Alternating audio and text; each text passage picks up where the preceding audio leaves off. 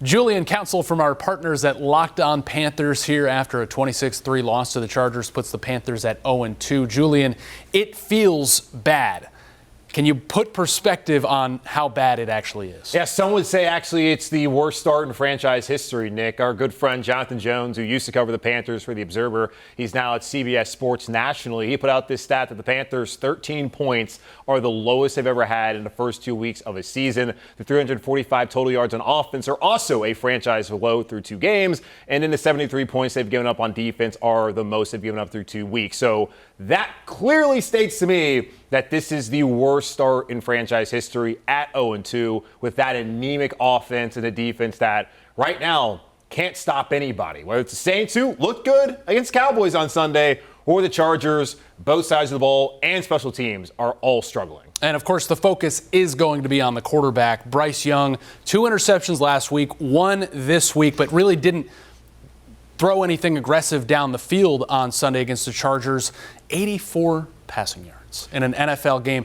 I mean, it seems like it's regressing, right? Can he dig himself out of this? Oh, that's going to be the hope for this organization, I'm sure, for a lot of fans out there. And I don't think they have much recourse at this point in time. I don't believe the Panthers went out there and hired Dave Canales and brought in Dan Morgan to be the general manager. I guess supposedly they went down the hallway and elevated him to that GM spot, brought in Brant Tillis to handle contracts and the salary cap and put in money on the offensive line, traded for Deontay Johnson, drafted Xavier Legette. I don't think they did all these things after just 2 weeks of the season to bail on Bryce Young. And as Jay Feely said on the CBS broadcast, they're just going to have to keep playing him and hope that it gets better. So we've seen him play good football in the past. It's been few and far between. So the hope is that after the first 2 weeks, it maybe gets more comfortable in the scheme and with these players around him and starts to play better. So that's certainly the hope. I don't know how much confidence there is after 2 weeks, but that is the hope that the Panthers can get more out of Bryce Young moving forward. Julian, Dave Canales defending his quarterback, Bryce Young, saying twice after a 26-3 loss to the Chargers, Bryce Young is our quarterback.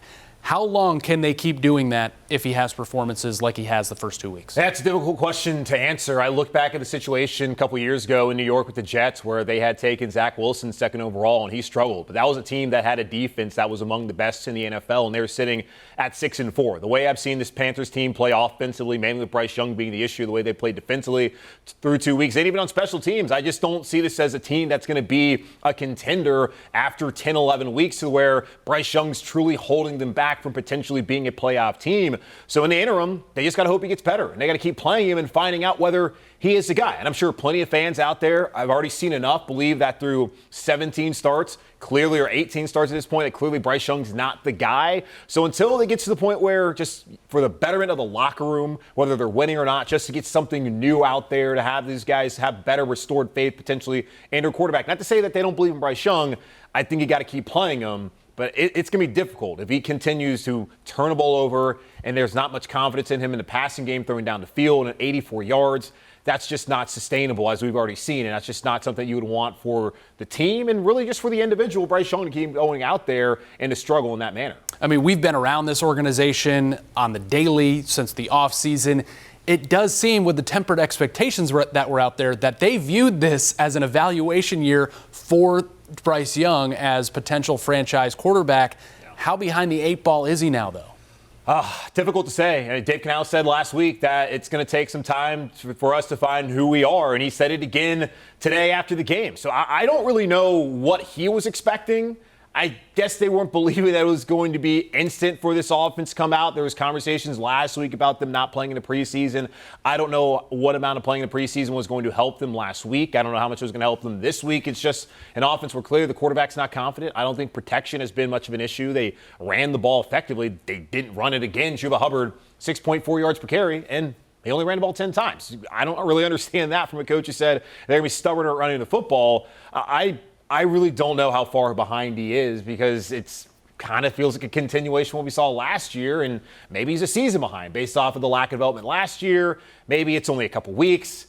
It's really hard to quantify right now. All I do know is that he's not playing at a high level, and he's not helping his team win football games right now, and he's not really doing his 111, something that Dave Canales talked about in the offseason. Let's not put everything on Bryce. Let's let him play his role.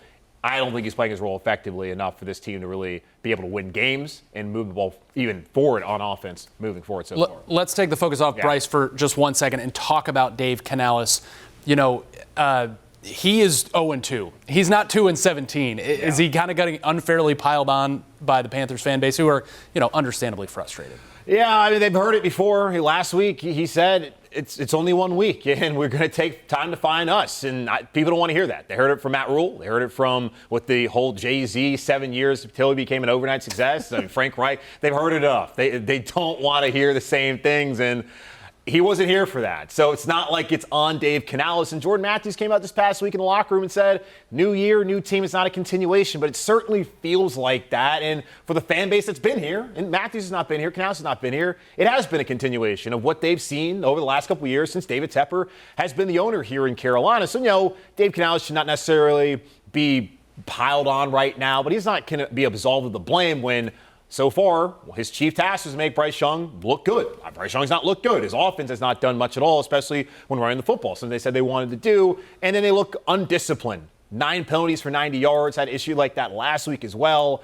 This is just not the best start for him as the head coach, and I'm not putting him on the hot seat by any means. I don't think the Panthers would be an attractive job like they weren't back in January if they decided to get rid of Dave Canales after this season, but it's not the best start. All right, well, the Panthers, coming up is probably the easiest of the 3 games at the Las Vegas Raiders, but they had an emotional win over the Ravens, so we'll see what week 3 holds for Bryce Young and the Panthers, Julian.